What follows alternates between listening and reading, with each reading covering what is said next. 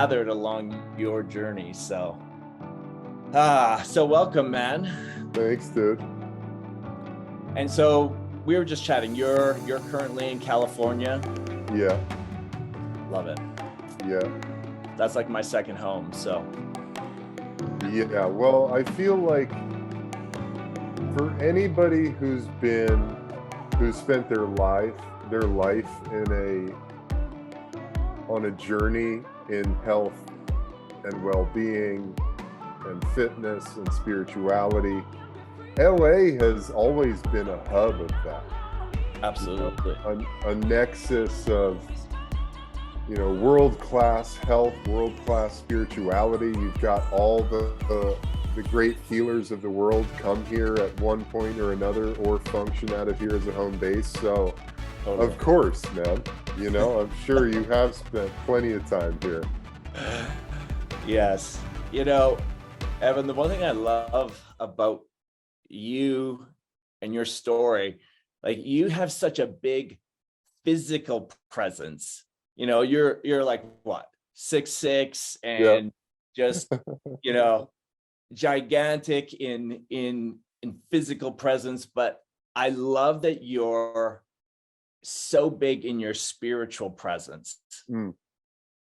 Appreciate that. That has me very curious. How has that journey just in itself been, from going from the NFL, where you're crushing it on the outside, such physical energy, compared to learning how to go within and first you understanding the difference between that spiritual energy?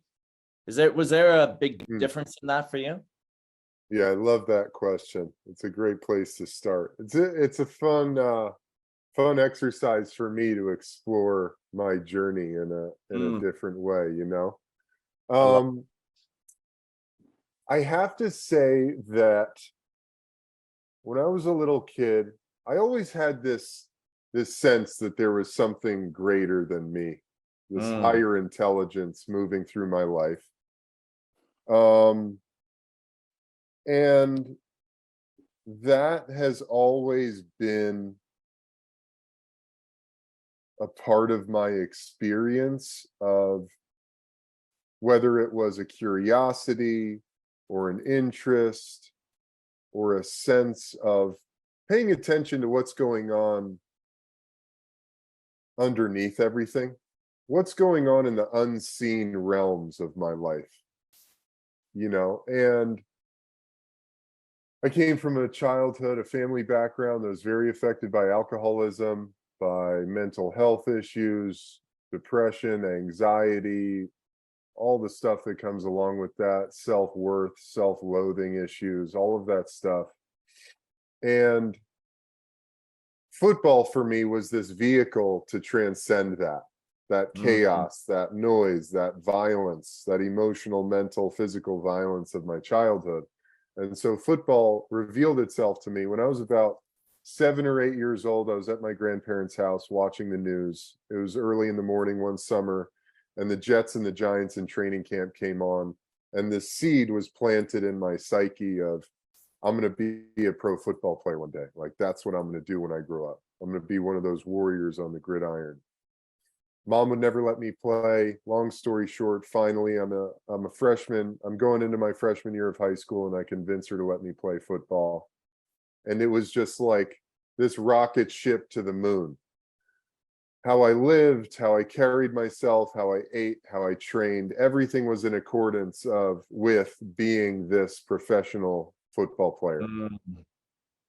And I worked my ass off. There was a lot of blood, sweat, and tears, a lot of time. Literally every waking moment of my life was geared towards, focused on climbing to the top of this mountain of playing in the NFL. Around my sophomore, junior year of high school, started getting full scholarship offers to universities around the country to come play football for them. I chose the University of Arizona for a number of reasons.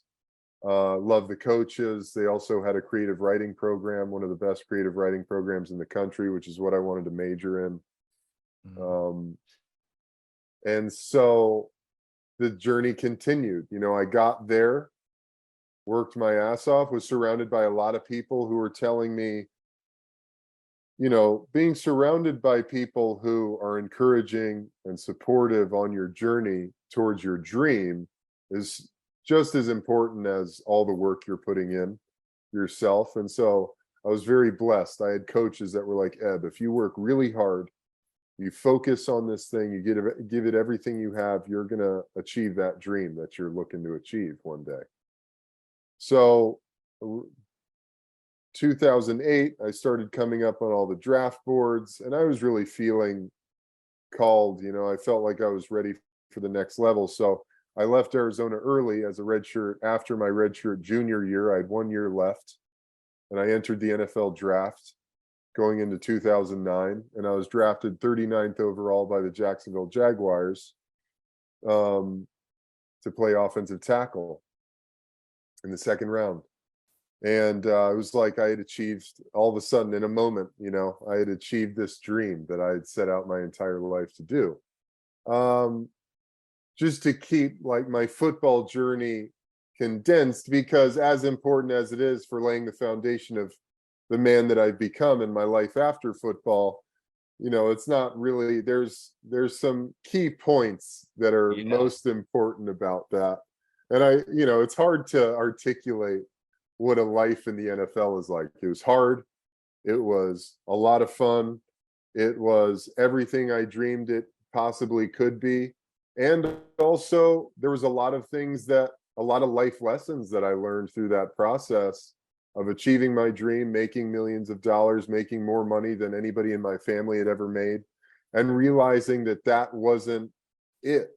You know, that wasn't the thing that I thought it would be to fill this God-sized hole inside of me that I assumed it would be, you know.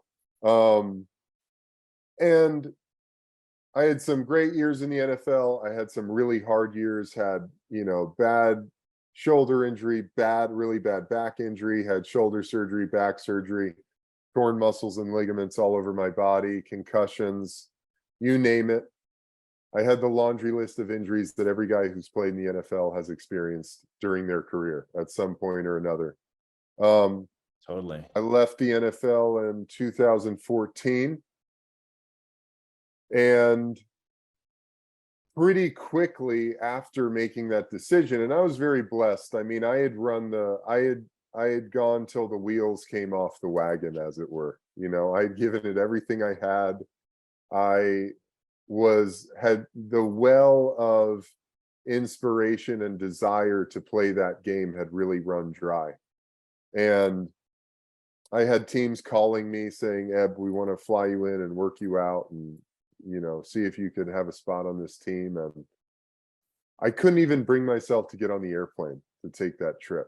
You know, I had known that last year in Chicago, it was like I had come out of a pretty significant injury. Really, I had a ruptured appendix, which I had to have an emergency appendectomy on. And during the bye week, came back, had lost a ton of weight, still needed to have the blood tests done to see if how much like toxicity and bacteria was running around my bloodstream. So I got this time off to sort of build myself back up. We had about 6 weeks, 8 weeks left of the season. I missed about a month just kind of recuperating and getting myself back to neutral. And then by the time I got back to practicing, I found myself, I remember it so clearly. I was sitting in the film room, watching practice, watching myself take these reps against this defensive end. And I remember thinking to myself, man, what am I doing here? What am I doing here, man? Like, I'm in pain from the top of my head to my big toes. I'm popping pills just to sit in the chair to watch this film. God bless the coach behind me. He doesn't give a shit. Like, if I walked out of here today with a box of my stuff, they'd plug in somebody else to take my job. And here I am thinking it's glorious, like trying to compete through immense amounts of pain, and my body had really started to go a long time before that with a bad back injury that created severe sciatic nerve pain and numbness in my right foot, and lost total power in my right side. And I just thought to myself, there's a million places I'd rather be right here, right now, than in this chair. And I Mm, knew in that moment that I was done, because football is this sport that you can't be half in, half out. totally. You've got to be all in, or else you're going to get hurt. You're going to get somebody else hurt. And I knew that in that moment that I was done. So I had to finish out that year, obviously. But at the end of the season, it just started to descend on me, and see the light at the end of the tunnel and spirit. It was one of the first moments in my life where I acknowledged spirit speaking to me, saying, Eb, it's okay to be done. It's okay to be done. You can move on. You've done everything you had to do in this game, and it's time for the next chapter, That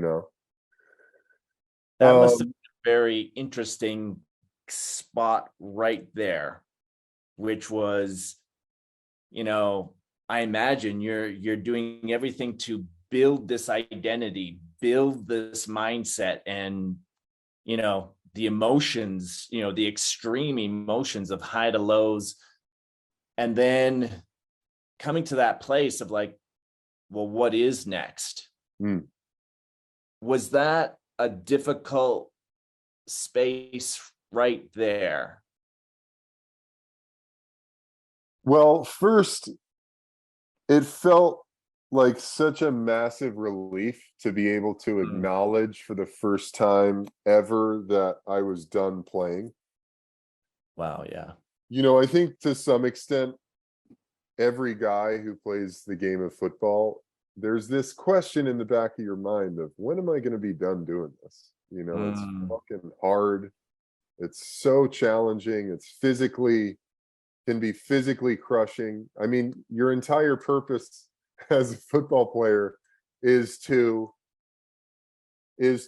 enact as much damage, take out as much rage and damage on other people as you can, and be willing to endure immense amounts of pain and chaos yourself, So there's this question that's ever looming of, when am I going to be done? Like, when is my time going to come? And for me, it was so clear.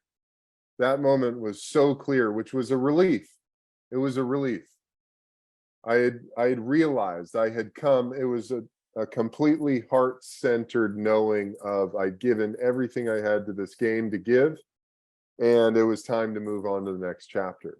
Now, there was, that relief pretty quickly began to descend into total panic and uh, anxiety, because it was a slow descent into, holy shit, every relationship I have is wrapped up in me being this pro athlete superstar.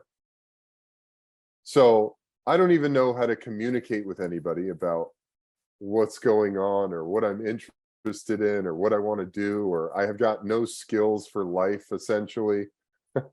you know, I've got I really don't know who I am underneath the pads, underneath the uniform, you know? right. And also this fact of, like, I had enough money for our family to buy a house here, and then get us about a year in without having to work right away and make money. Like, that was the cushion we had. And then as soon that quickly came, and the realization was, holy shit, I don't even know how to make money, you know? What am I going to do with my time? I can only spend 2 hours in the gym, and then I've got to come home and do something else, you know? Absolutely. Um, so that feeling, or that realization of, holy shit, who am I? What's my purpose? What do I want to do with my life? What do I even like? that really quickly plummeted me into rock bottom, Mm, where my entire life just came crashing over me. None of the escape valves were working anymore. The 2 hours in the gym, the, smoking weed, the alcohol, the porn, like none of the yep. escape valves were giving me any relief anymore. And I was confronted with the bitter reality of not having any idea who I was as a man, you know, which essentially culminated in a phone call with my now ex-wife, God bless her, where I was screaming into the phone, I'm going to kill myself or I'm going to kill somebody. And I remember, because I was screaming that into the phone, click, hang up, and I'm driving on the on-ramp to go to the CBD company that I had started out way out in the valley, and thinking to myself, like, who am I? I feel completely lost and completely crumbled, like Right. no confidence, no Hmm. sense of who I am. Like, what am I even doing? I'm just spinning my wheels. I'm going to this office at this CBD company that I started, and I don't even like, there's no joy in my heart whatsoever, you know? Mm, that's, you know, even as, we have so many people like watching and listening right now, and they maybe don't have the experience of playing in the NFL, but they might be going through a divorce, or maybe they're out of a job, because everything in the outside world is changing so quickly.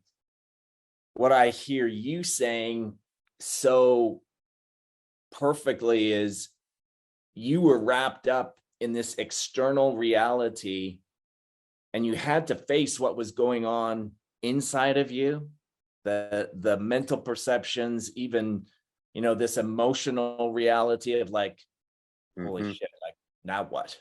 Yeah, Like, how do I move forward when that outside has now like crumbled? yeah, exactly. And I think what I've learned and what you're speaking to, Sean, is, you know, all of us at some point are faced with this thing Yeah. of, and I see it a lot. I see it a lot with, I'm 35 now, and fuck, dude, I feel so blessed to be where I'm at. Like in my mental and emotional development, my spiritual development as a man, coming into really the truth of my manhood. Like Mm, something that had completely eluded me for a long time because I just didn't know what it was. Like I didn't know, I didn't, because of my hyper focus on my career and being this warrior on the gridiron, like I didn't have time, I didn't have any interest in looking at myself beyond that, and here I am. And you see it a lot with people who are especially making a good amount of money. hmm. When you're making a lot of money and you're focused completely on your career, it doesn't really make sense or isn't of much interest to go like, oh, who am I underneath that? Because you've become this, essentially, you've become a slave to a circumstance that you've created, you know? Um, and so, like, for me, and I see this, like I was saying, I see this in a lot of people who are in their 20s, because this is kind of that time where you've dedicated your whole life to something, to an endeavor, a project, a job, a career, something. You've dedicated your entire self to this thing. And then all of a sudden you come through the other side and you realize that that thing wasn't the answer that you were seeking. And you have to really take a look. Then all of a sudden, your externally focused, your externally oriented perception has to come inside, because you go, oh, what's it all about? You know? Totally. And so Totally. for me, that, that's why I always share that moment of, going, I'm going to kill myself or I'm going to kill somebody, which was, that's where I was at. My externally oriented perception had completely fallen apart. and I had to go in here. I had to start looking at what's going on inside Eb, what's going on inside my heart, you know? You know, as you talk about that, and I relate it to my experiences of same thing, different, but Uh-huh. to me in a way where, yeah, going through multiple divorces, realities collapsing, being like, God, what is my life? Like, what in the F is going on here? Yeah. And you're exactly right. The opportunity when that happened was for me to go within. It was just natural. It was like Mm-hmm. this natural thing that occurred. Mm-hmm. And what I love about really what you're doing now, Eb, is like you're talking about how you have this body, which is like, and for most people, it's external, it's an external focus point. Uh-huh. You have this mind, Mm-hmm. and they have to integrate. Mm. Yeah. And to me, that's such a profound healing opportunity, whether somebody, no matter what it is, that sort of collapse in their outside reality, Yeah. that identity, that's the Uh-huh. real healing point that I hear you just like really laying out for people. It's Mm. like, oh my God, this is a profound moment. It's not the end of the world. It's a profound opportunity. So I love what you're saying. I love what Exactly you're saying. right. Exactly right. And, you know, I'm super blessed to have the parents that I have. They're both very holistically minded people. And my mom in particular, she's a master body worker, master healer, yoga therapist. Mm. And, she was taking me to yoga classes when I was 9 years old, and that was so important for me as an athlete, but even more so of giving me this life skill, this tool for living that Yeah. I didn't even recognize then, of course, and only have really come to appreciate my life after football. And then I went and did my own teacher certification and the whole thing. But something she talks about, and she always says this, and she has a lot of clients that she works with, and she always says this thing when people come to me and say, I'm in total chaos and disarray, I'm totally broken down. She says, I'm happy for you. Because this is the beginning of you healing, of you becoming the person that you were destined to be. And when you take it to the Vedic arc, which is in, some of the yogic scriptures, the yogic science about like this blueprint, this map of life. And yoga is really this incredible amalgamation of neuroscience and psychology and physiology and endocrinology and all of this stuff wrapped into this philosophy, which is yoga. It's not just the postures, as I'm sure most people who are listening to your show know. It's a way of being, essentially. And it's a way of mapping the human experience that really gives us context for what we're going through. And so the Vedic arc of healing goes like this, essentially. It begins with chaos. Find yourself in complete chaos and disarray.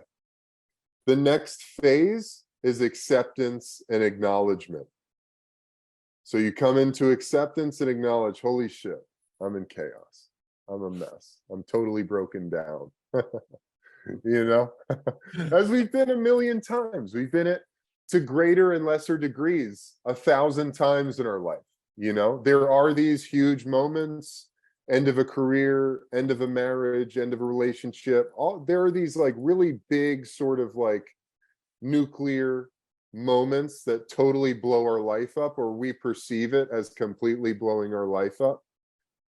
And then there's like the smaller day-to-day things, the smaller day-to-day chaos, moments of chaos, or the little deaths that are happening constantly. So you come into chaos, okay. Then you come into acceptance and acknowledgement of the chaos.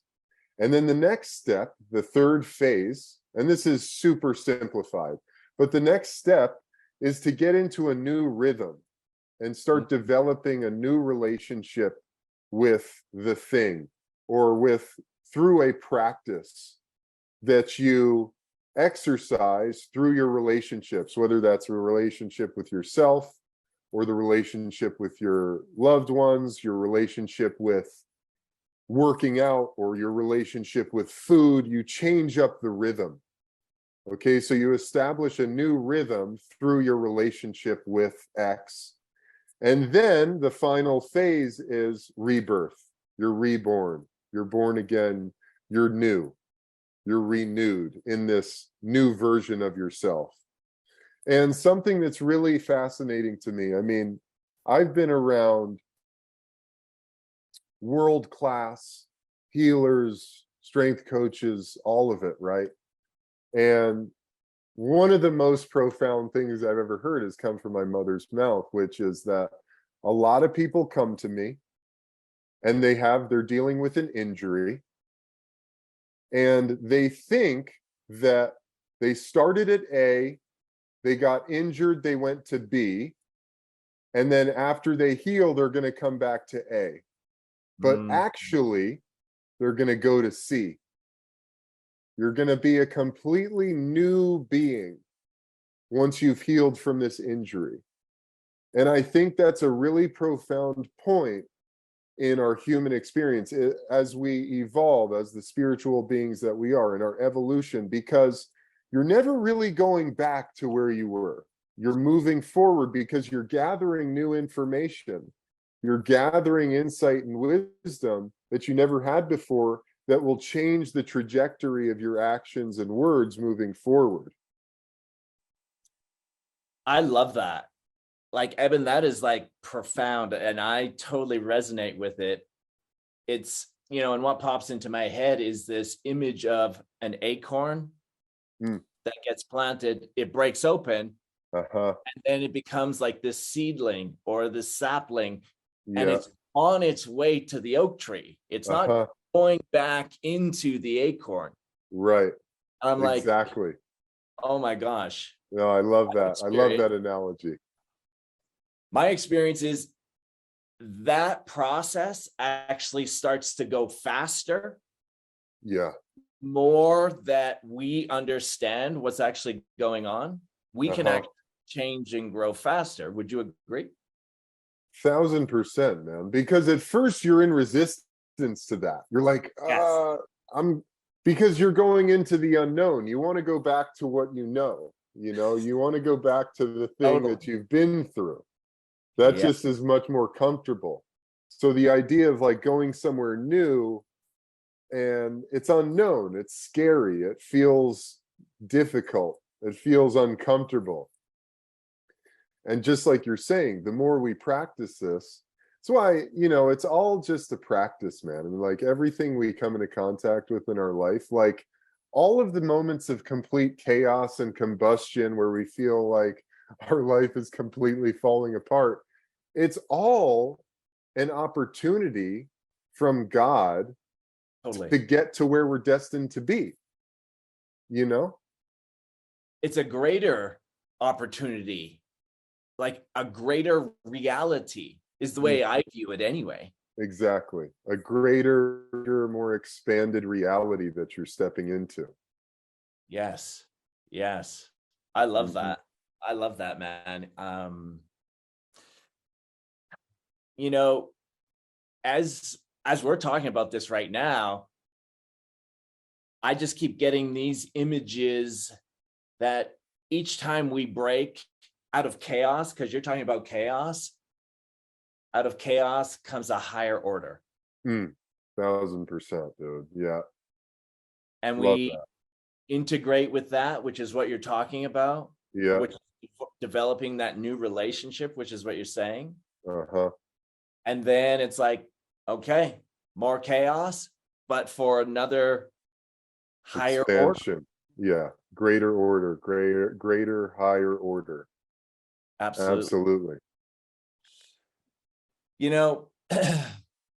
Now you obviously talk about meditation and practice it.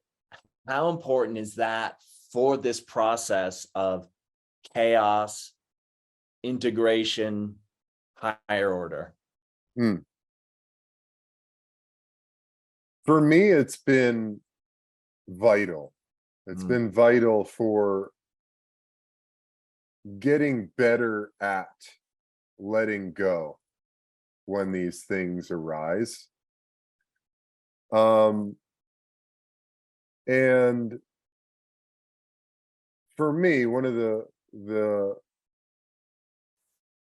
most powerful symptoms of my disciplined regular meditation practice has been cultivating more and more presence.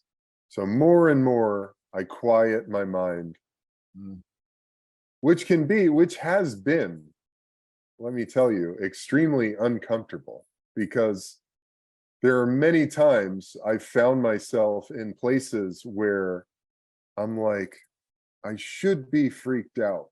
I should be more like, it's almost like you have the realization that there's nothing else to hold on to, and you're just floating through space, and you don't know where your feet are or where your hands can go, and you just have to let go into the ever unfolding eternity of life. And that can be terrifying, it can be totally terrifying and discombobulating. And but as you continue, the trick is really just continue your practice, continue deepening your practice of cultivating more stillness and more presence. And the quieter your mind gets, the more you tune into your heart, what's going on in there, which is that's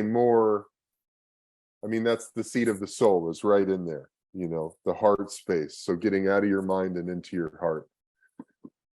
Or if you don't like that, because I've had good conversations with people who argue that the heart can lie to you as well. So if you feel like that is more true in your life, think about getting out of your mind and just getting into your body, getting into your feet, getting present with where you are right here, right now. Because our body is always here, but it's our mind. Where's our mind? Our mind could be 1,000,000 miles away in another galaxy, in another timeline, in another reality. So it's like, the more we can practice bringing our mind and our body into the same place, then when you come into these really difficult situations, you may still feel that tremble, that anxiety, that feeling of, oh shit, it's all falling apart. But you don't have the same reactive mode to that happening, right? And so through meditation, you can really smooth out those edges of transition, of coming in to acknowledge, oh, my life is changing. Like, for instance, right now, I find myself in this place. I'm living in LA. I've grown up in LA. LA has felt like home. LA has been a magical place for me. And truly, I've always said this, LA is a true bastion of self-expression, Totally. of freedom of spirit, which has been really interesting to see, like through COVID and the politics here, and how everything is just like revealed itself. The true nature of it has sort of revealed itself in ugly ways here. But that aside, I've spent really my lifetime in Los Angeles, but here I am in a place where I feel like my soul, spirit, God is calling me out of here, to spend some time in a new place, to live somewhere else. And in the past, this might have been like really anxiety inducing. This might have triggered all sorts of thoughts of, I got to make sure this, I got to do that, I gotta. But the blessing of where I'm at in my life currently is that I don't have to do anything. I can just take it one moment at a time. I can feel this this urge, this compulsion to go somewhere else, to move. And I've got a lot of things happening here that rationally my mind is going, Eb, how could we possibly think about moving from LA, you know? But there's something deeper. There's this deeper, intuitive, instinctual soul calling that's saying, Eb, I think our time here, at least for the moment, is done. And in order for us to expand and to grow into the man, the king, the soul we're destined to be, we need to make a move. So, you know, things like this come up all the time. And a big part of my life journey has been feeling that calling and walking around it for a long time, walking around it, trying to rationalize my way out of it, or trying to see if it's real, or is it true? Is this just some perverted urge to escape, or is this what I really need, you know? And through meditation, through yoga, through breath work, through whatever it is that you practices, tools you use to get to center over and over again, because it's a constant practice. Like, you don't just come to center and you set your anchor down and you're anchored down there, you know? It's like, we live in this interesting realm. Our mind is so vast and infinite, and we live in this world that's super seductive and enticing and distracting. And our mind can go a million ways a second. And so it has to be a practice to constantly be coming back to center over and over again, so that you can be in tune with that soul's journey, because the soul knows where it's going. You know, our mind doesn't really have a clue about where we're supposed to be or what's what, you know? All of that destiny stuff comes down to your soul's knowing of the path that serves you in your highest greatness moving through this life, if that makes sense. It does. And I think for some people that can be fearful. Totally. This higher self, or this expanded reality. And we try and get there by hanging on to where we are. It's like, and it's like, versus letting go, right? And when I hear you talking about meditation and getting into your body, it's like, I just keep hearing and seeing breath. Can't just hold on to your breath either. That's not going to last very long. So it's like letting that go. And so that practice to me is this letting go, letting flow, coming back. 1000%. And I just look at nature. I look at the oceans. I look at, you know, everything is this. And I'm like, okay. Yeah. It feels peaceful when I can view it that way. It's like, oh, I'm meant to grow, meant to change. And as you're talking about this, even with meditation, and it just, you know, it clicks when you talk about it. It's like, I'm really developing this ability to harmonize with the unknown. Not just the known, but to harmonize with the unknown. Dude, I love that. Harmonizing with the unknown. Totally, man. Things come up. And I can like actually be in this place of unknowing and like, So that's what comes up. And that's why I think it's so powerful what you're talking about. It's like, imagine that, right? I love that, dude. With the unknown, man. So that's so really right on. And the let it go, let it flow. And when you were holding on, I was thinking if you were, the image that came into my mind is kind of a silly one, but it makes sense. Imagine you're in the forest and you're swinging from tree to tree on vines. Yes. And you can't get on to the next tree if you stay holding on to the vine, you know? Oh my gosh. Like you got to just keep swinging and letting go and getting to the next tree and swinging and letting go and getting to the next tree and trust, you know, trusting, trusting because like you said, there's so much fear associated with letting go. And something I wanted to say that occurred as you were talking was you've met the people in your life, and this is no judgment at all. You know, this is not about a judgment, but an important observation of seeing, because we have all the examples of every choice and where that leads laid out in front of us.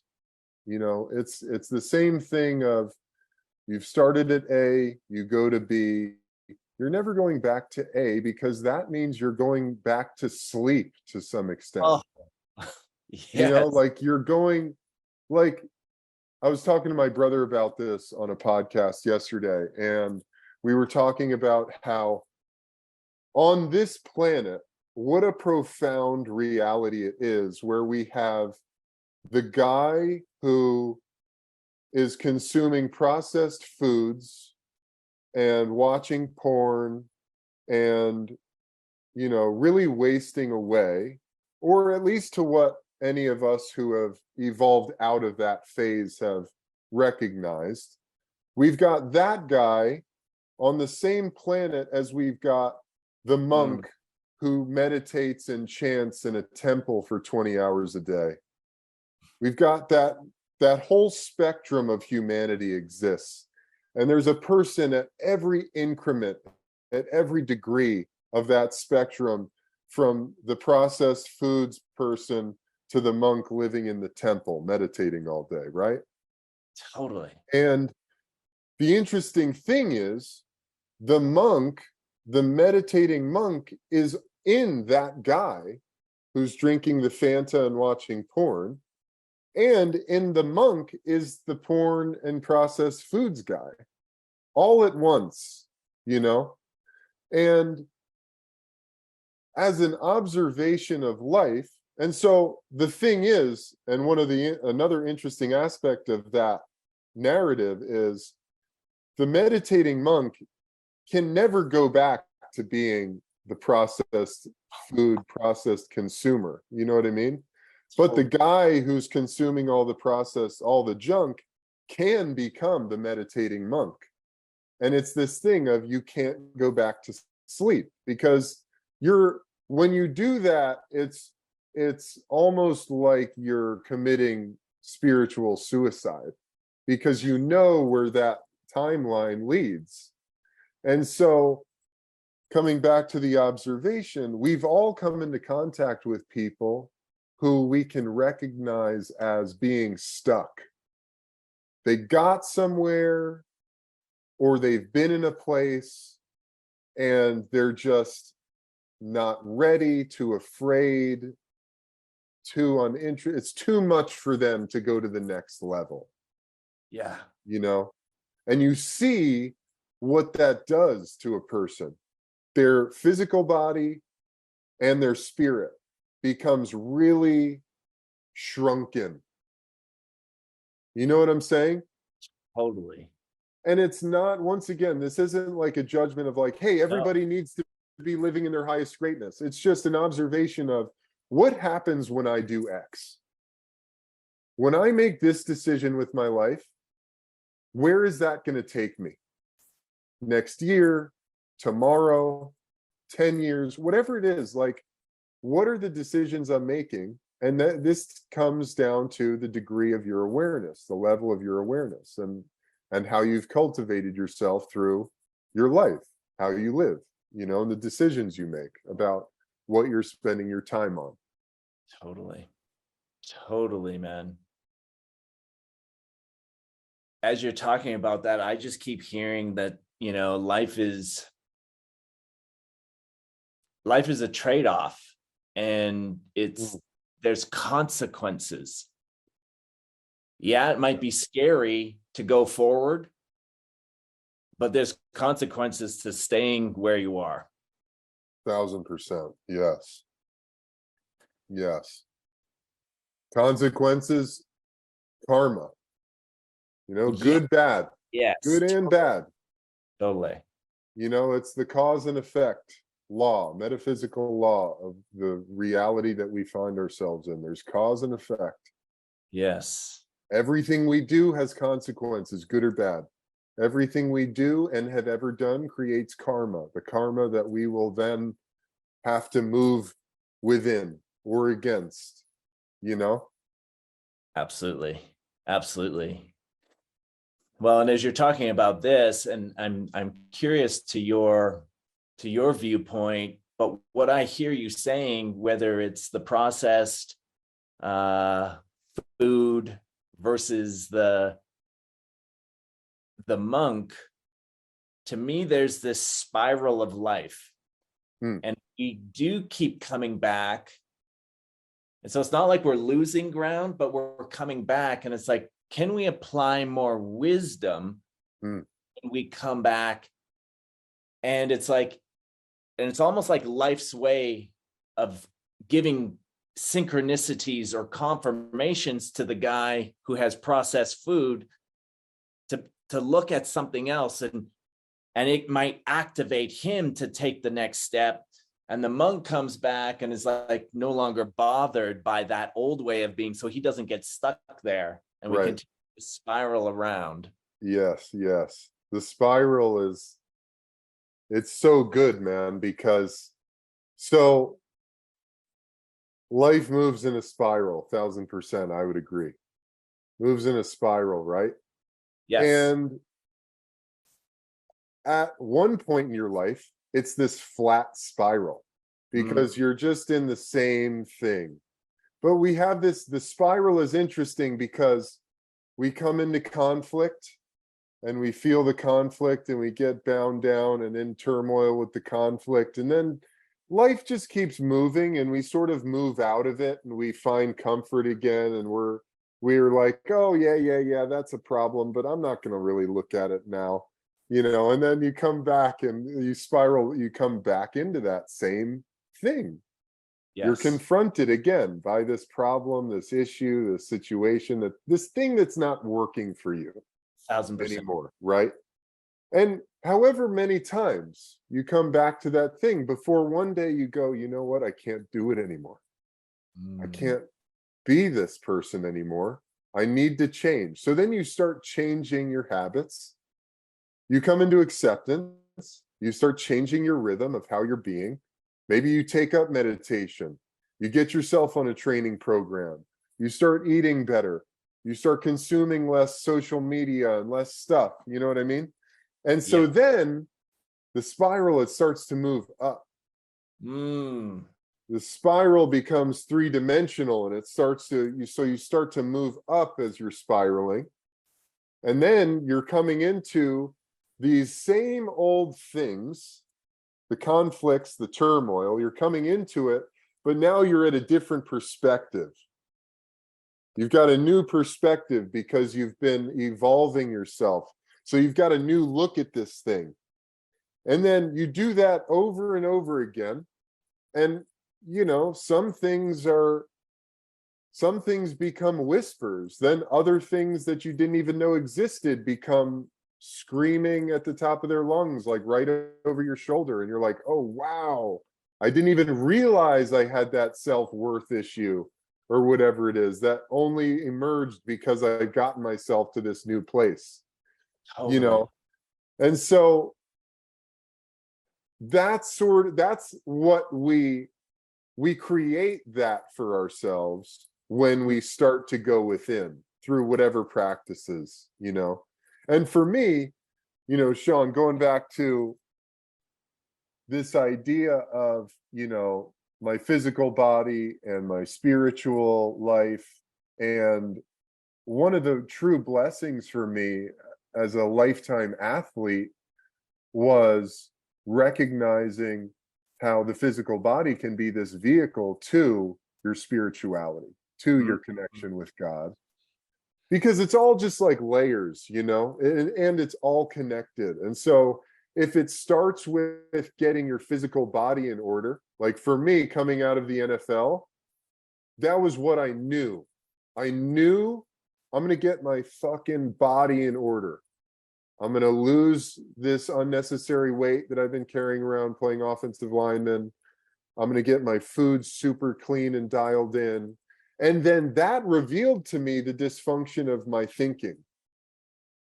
But Yes. only then, and so it was like, so it's like the path in creates this ability to spiral up rather than staying on the same plane and stuck in the same cycle over and over again, because it is totally cyclical. Like, how many times do we come into contact with something that we've seen, over and over again in our lives?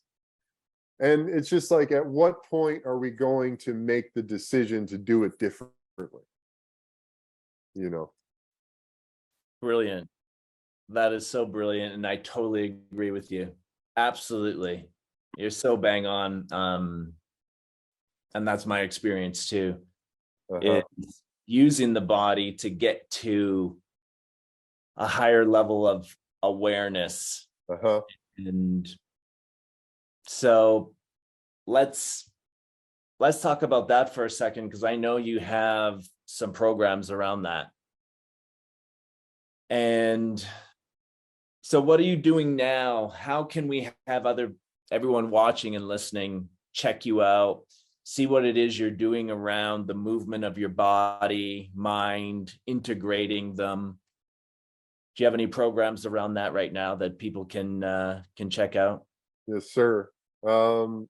Every other Saturday, I do a live ebb and flow session. I did one this morning. We do breath work, yoga, and then I take you through a guided meditation. It's 90 minutes. It's online. It's Zoom. It's a great way to just get a taste of this stuff. Get a taste of how your breath and your body are directly linked to your emotional and mental healing and well-being. So I've got that. That's every other Saturday. Anybody who checks out my Instagram, I always have the link of the next upcoming session. Next week, August 12 and 13.